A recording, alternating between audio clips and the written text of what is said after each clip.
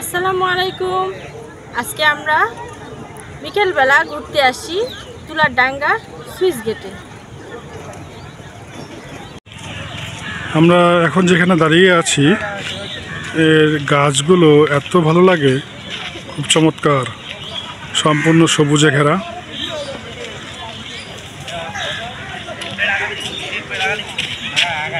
শিউলি বলতেছে নদীতে নামবো। আমি এখন নদীতে নামবো। যাও মাছ ধরবা নদীতে।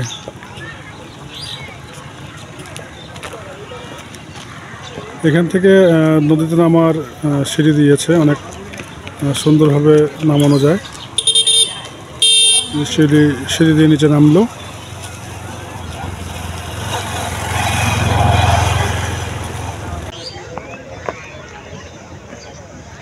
নদীর পাড়গুলো এত ভালো লাগে, যেদিক দিয়েই যাই ভালো লাগে।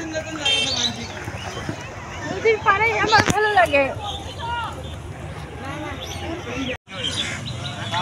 চলে আসছি নদীর কাছে। নদীর কাছে চলে আসছি আমরা। নদীর কাছে চলে আসছি। নদীতে নৌকা আছে, কোনো মাঝি নেই। পানিতে নদীতে তো পানি নেই, তখন মাঝি থাকবে কে হবে?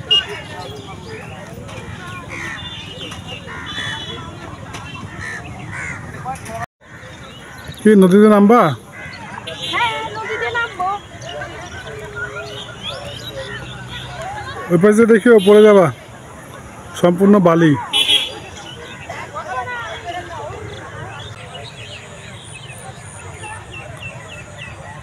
এই পাশে দিয়ে খুব সুন্দর লাগতেছে না জায়গাগুলো? এই যে ধান ক্ষেতগুলো, সব জায়গায় ধান গাছছে এবার। ঘাসের উপর হাঁটতে এত ভালো লাগে। ওই পাশে ধানগুলো দেখো, ধান খেতে ধান হয়েছে ওগুলো। এই যে চলে আসছি ধান ক্ষেতের কাছে। ধান তো হয়েছে এগুলো, না অল্প অল্প ধান হচ্ছে, কেবল বের হচ্ছে ধানগুলো। এই যে হ্যাঁ, এখনো পুষ্ট হয়নি ধানগুলো। পরিপূর্ণ হয়নি এখনো, না? না না, আর সব গাছে এখনো ধান বের হয়নি।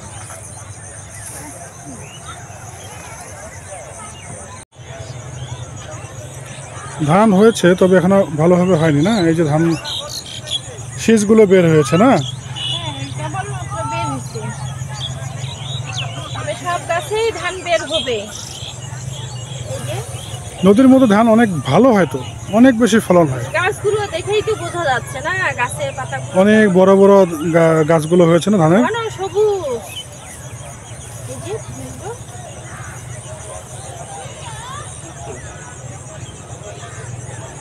নদীতে ধান গাড়লে কিন্তু ফলন বেশি হয়, এখানে পর্যাপ্ত পানি পায়, রৌদ্র পায়, এই জন্য ফলনগুলো ভালো হয়।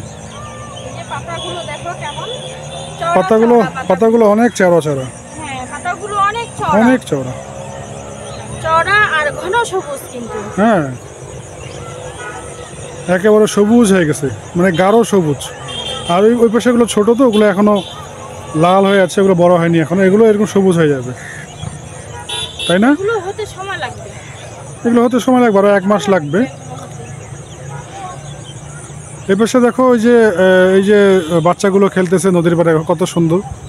যদি এই বাচ্চাগুলোর পাশে যদি পানি হতো, তাহলে কিন্তু বাচ্চাগুলো খেলতে খেলতে লাফ দিতে পারতো পানির মধ্যে।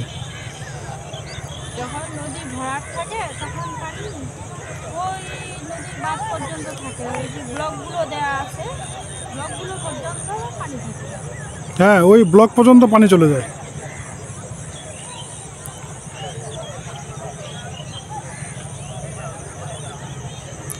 ওইখানে একটা নৌকা আছে, যাবো এখানে। হ্যাঁ, নৌকায় যাবো, আসো।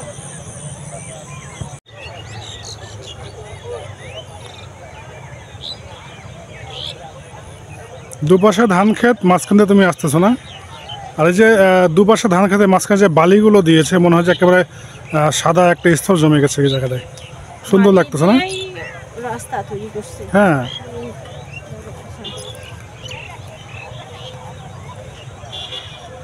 নৌকায় উঠবা? নৌকায় উঠবো। উঠো উঠো, নৌকায় উঠো।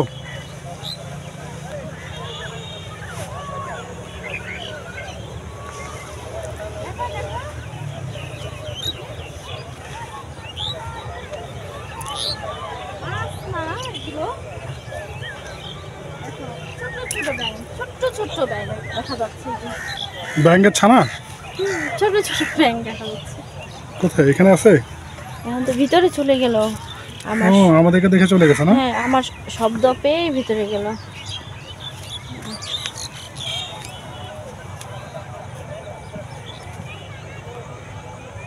নৌকায় উঠো, নৌকায় এই পাশ দিয়ে উঠো, দেখি ওই পাশে পড়ে যাবো আবার। হ্যাঁ এই পাশ দিয়ে উঠো। হুম। নৌকাতে উঠলে কিন্তু নৌকা তো চলবে না। নৌকা চলবে না, কিন্তু আমি নৌকায় উঠবো। আমার অনেক জিনিস এই নদী।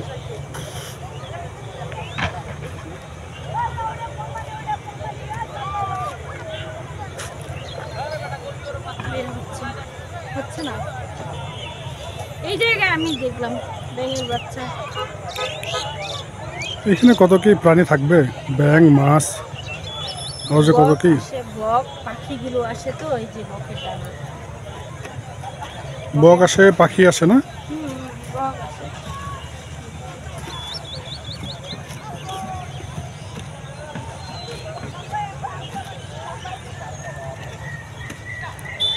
এই পাশে কিন্তু স্রোত নেই না, ওই পাশে স্রোত যাচ্ছে নদীর।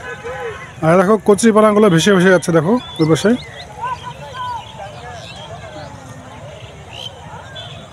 আর একদিন আসছিলাম অনেক বেশি কচি পানা গেছিল, এখন কমে গেছে না?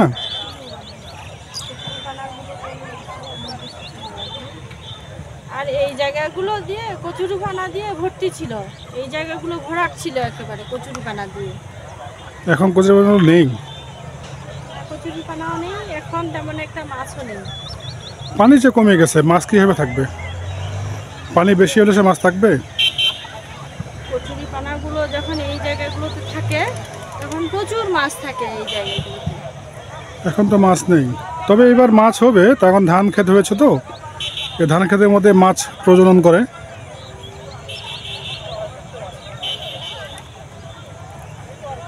ভাঙা নৌকায় চড়ার আনন্দটাই অন্যরকম। হুম।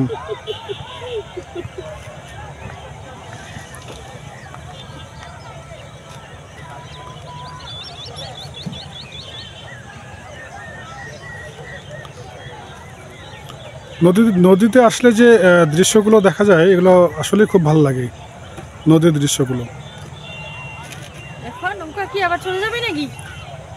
নৌকা চলে যাবে না, হবে না, সমস্যা হবে না, কারণ নৌকা তো ডুবে আছে, নৌকা তো পানি দিয়ে ভর্তি। হ্যাঁ, পড়বে না, সমস্যা হবে না।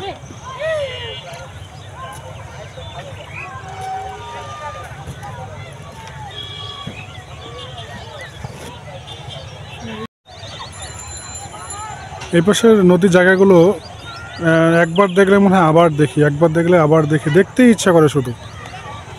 আপনারা আসলেও বুঝতে পারবেন এখানে যে এই জায়গাগুলো কত সুন্দর। আমরা কেন বারবার নদীতে আসি, এই একটাই কারণ, যে যত ভালো লাগে, যা দেখি তাই ভালো লাগে। শিউলি বসে আছে নৌকাতে, নৌকায় বসে আছি মাঝির অপেক্ষায়। মাঝি আসবে। এই জায়গাগুলোতে আসলে বারবার আসতে ইচ্ছে করে। মাঝি তোমার আসবে, মাঝিকে ফোন করো, মাঝি আসবে।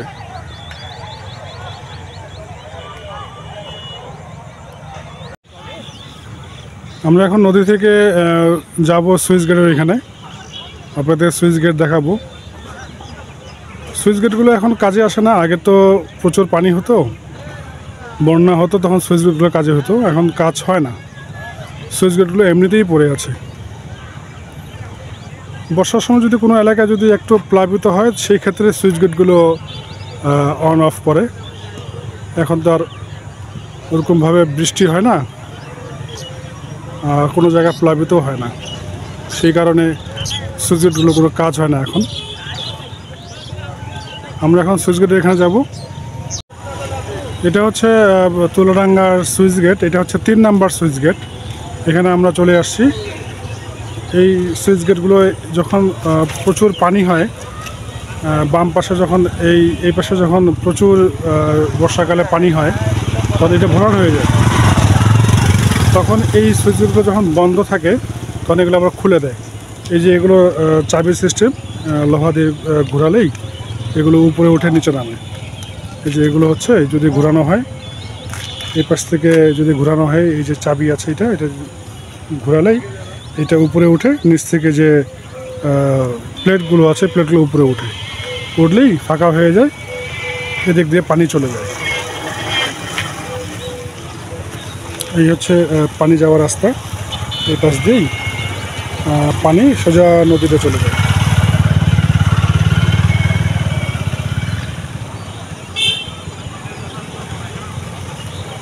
ওই যে নদীতে এই পাশ দিয়ে সোজা পানি নদীতে চলে যায়।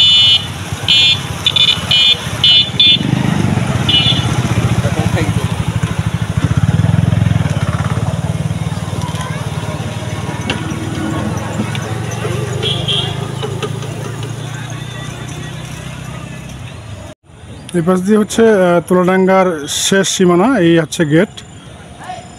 আমাদের বাজার থেকে এসে তুলাডাঙ্গা এসে এই গেটটা হচ্ছে শেষ গেট।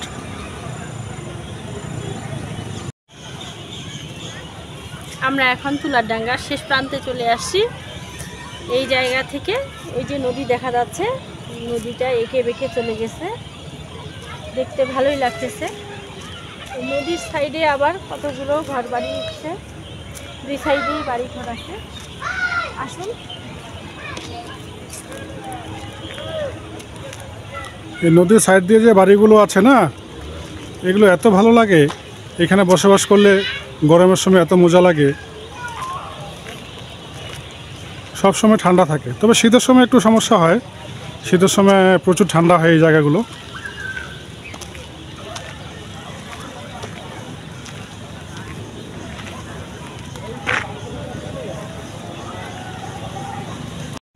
এই পাশে নদীর সাইডে একেবারে নদীর ধারে লাগানো যে বাসাগুলো আছে, এই হচ্ছে বাসাগুলো মানুষের, এখানে ওনারা বসবাস করেন। এই পাশ দিয়ে শেষে তুলাডাঙ্গার শেষ প্রান্ত।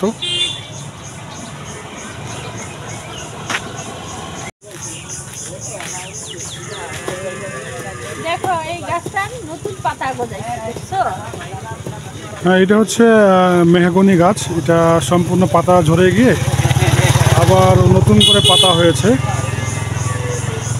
আর দেখো ওই যে খড়গুলো কি সুন্দর করে রাখছে না, স্তূপ করে রাখছে। হ্যাঁ,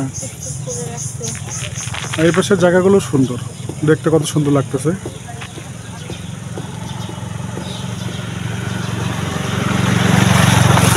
গ্রাম অঞ্চলগুলো আসলে দেখতে সুন্দর লাগে। আমরা থাকি শহরের থেকে গ্রামে অনেক ভালো লাগে। গ্রামে আসলেই মনটা শান্ত শীতল হয়ে যায়, হ্যাঁ তাই না? হ্যাঁ, আমরা এখন তুলাডাঙ্গা পার্কে চলে এসেছি। ঘুরতে ঘুরতে এখানে দেখলাম শিউলি বলছে যে আমি একটু বিশ্রাম নেব। শিউলি বসে পড়েছে, তুমি এখানে বসে থাকো।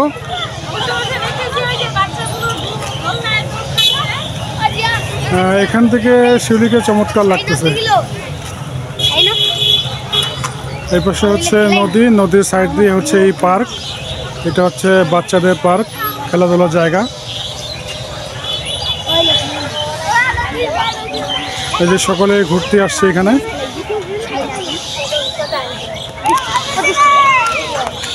বসার জায়গাগুলো সুন্দর করেছে, এখানে যে স্টিলের তৈরি বসার জায়গা করেছে, তবে এগুলো রক্ষণাবেক্ষণ এখনো হচ্ছে না।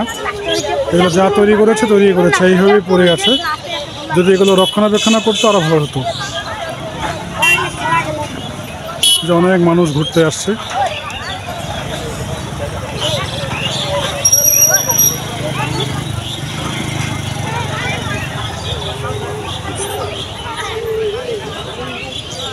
এই যে শিউলি গেছে বাচ্চাগুলো এখানে খেলতে,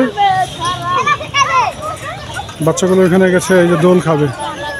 শিউলি এবার দোলনায় উঠবে।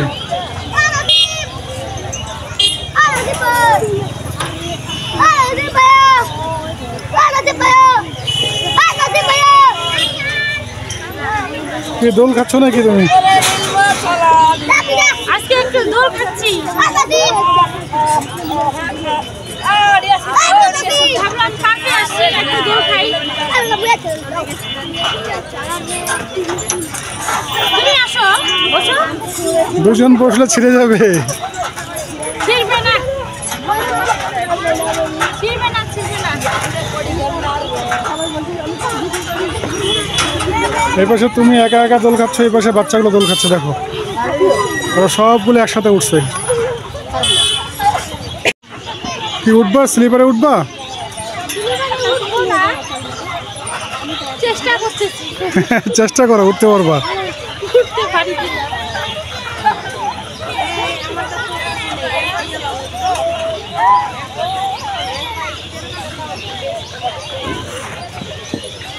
এই পাশ দিয়ে উঠে এই পাশে নামতে হবে না?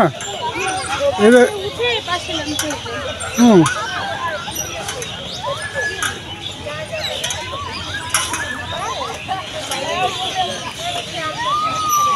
ওই যে এখানে কেন ঝালমুড়ি বিক্রি করতেছে, খাবা? হ্যাঁ, ঝালমুড়ি খাবো। চলো ঝালমুড়ি খাবো, চলো। ঝালমুড়ি আমার খুব প্রিয়। আমি যেখানেই ঝালমুড়ি দেখি আমাকে খাইতেই হবে ঝালমুড়ি।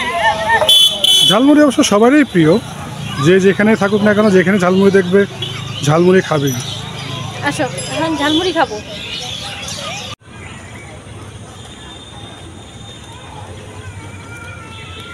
আজকে এই পর্যন্তই। সবাই ভালো থাকবেন। পঞ্চব্লগ চ্যানেলটি সাবস্ক্রাইব করবেন, পঞ্চব্লগের সাথেই থাকবেন, লাইক কমেন্ট শেয়ার করবেন। আল্লাহ হাফেজ।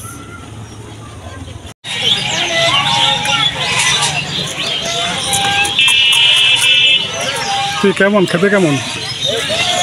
অনেক স্বাদ, ঝালমুড়ি খাচ্ছি, অনেক মজা। আপনাদের সস্তা দেবেন?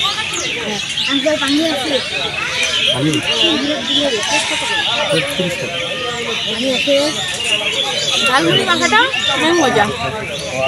তোমার একটু খাওয়াই দিই, খাও।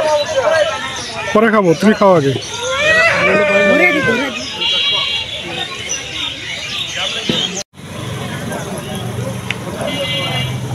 চটপটিটা ভালোই দিয়েছে না? চটপটিটা ভালোই দিয়েছে। আর এই জায়গার চটপটি এর আগেও আমি খেয়েছি, অনেক মজা।